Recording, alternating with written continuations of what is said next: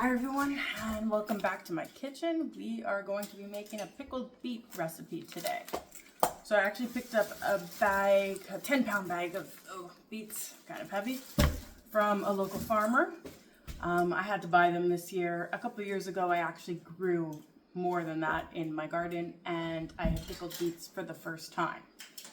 This year I didn't get the opportunity to grow it, so I ended up buying a bag, but that's okay. The produce is just as good and fresh and local, and I always like to support local farmers. So let's get right to it and start making these pickled beets. I need to remove the skins for these pickled beets, so I'm going to put them in a pot of boiling water, and I will cook them for about 15 minutes until the skin easily can be rubbed off. So I'm going to let that come to a boil now. It's going to take a little while. And while I wait, I'm going to get the jars ready so that they'll be clean and fresh and ready to can. I probably should have sanitized them in the dishwasher last night, but with 4 kids and putting all the dinner plates in the dishwasher, I didn't have enough space. Before I empty the big pot of beets, I'm going to test one and see if it's soft enough and the skin is easy to remove. I'll just run it over under some cold water, and then I'll try to rub the skin off a bit. I don't want to overcook the beets either, because they're still going to cook again when I make the actual pickling mixture.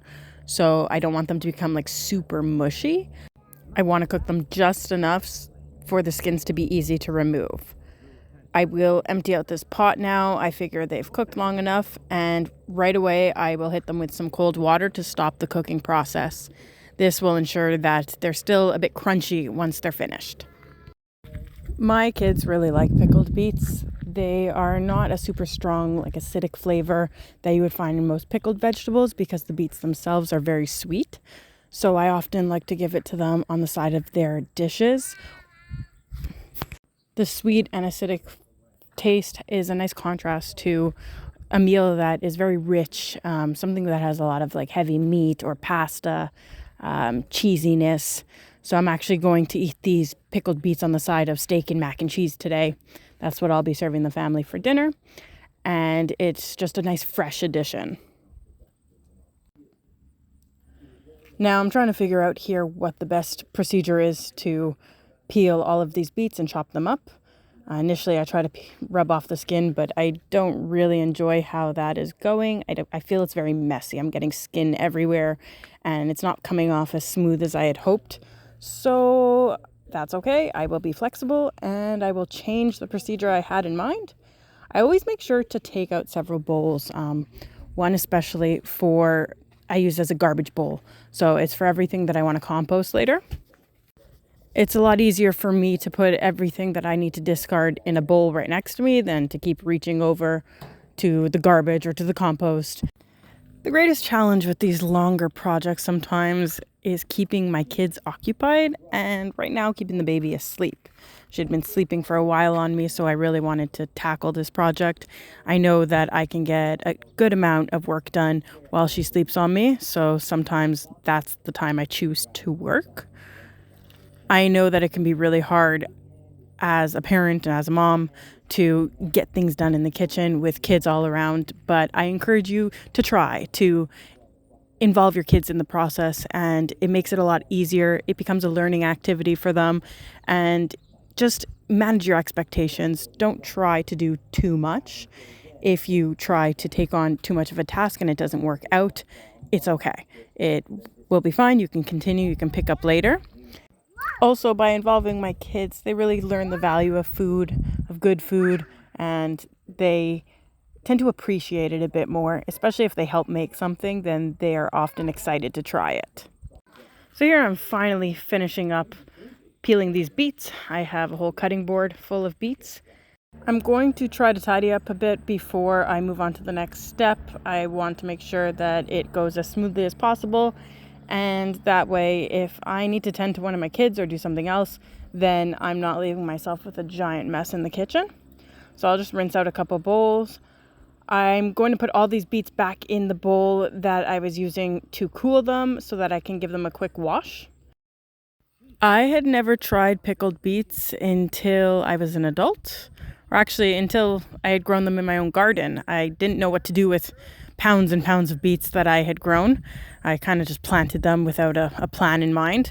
And since they did so well, I needed to do something with them. I didn't want to let all that hard effort go to waste. So when I looked for recipes, pickled beets seemed the easiest way to preserve them. I really like growing things that I can preserve and I can keep eating all winter long. It really allows you to take advantage of the harvest, of the bounty that you receive from your garden. And so what happened was I pickled some beets. I did a couple different types of pickled beet recipes, ones that were sweeter than others. And I noticed the ones that were sweet that I added honey or sugar to were the ones that we ate most often. So even though I try to save all the food from the garden that is produced, I also realize that I don't want to just put things in my pantry that I don't necessarily gravitate towards. If I don't really want to eat it, then I won't go to it. So I stopped growing or stopped producing or making or canning certain things that I noticed I just didn't like as much. There's the idea of canning things to be well stocked, well prepared in case, something happened. But then there's also the idea of canning so that you get good quality food. And I think I really gravitate towards that good quality food idea where I want the best product available that tastes the best. And these beets are absolutely amazing. I was sad when we ran out of our last jar, so I am so happy now to have them available again. I don't think I made enough to last all winter though. I was trying to also deal with the rest of the harvest. I had piles of tomatoes, I had piles of peppers, I have still probably about 20 watermelons that I'm not fully sure what to do with. And I think or maybe that's it. I think that's all that I have left to process.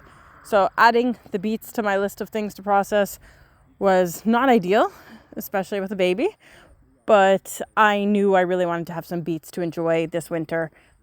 And so I made sure to make time for them. And then I got this done in one morning. So it really wasn't that bad of a process. It was tiring. The kids were a little fed up by the end. The baby was waking up. But nevertheless, I got it done. And we were all so happy at dinner time to enjoy these. The kids kept telling me how they loved them, how they were so good. So it made all my efforts worth it to see my family well fed.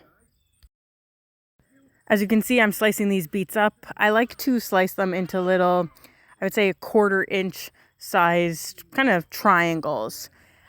I just personally find that is the easiest bite size to have. And once I finish this up, I will move on to the next step, which is to make the pickled mixture that they will quickly cook in. I'm really rushing here. The baby woke up at this point and she wants to be fed and wants to get out of the wrap. So I will finish this off, try to keep her happy.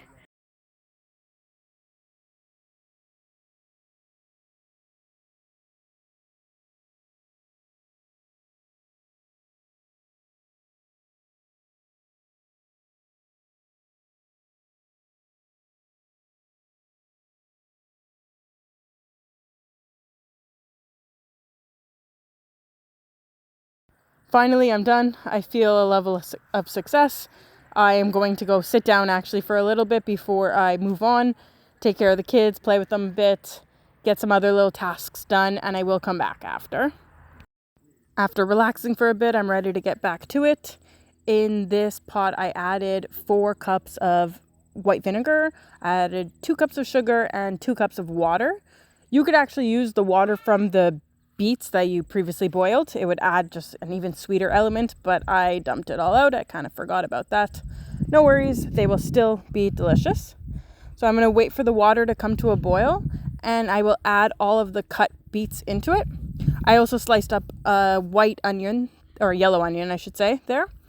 I just sliced it up into thin slices because they are also delicious in the beet mixture.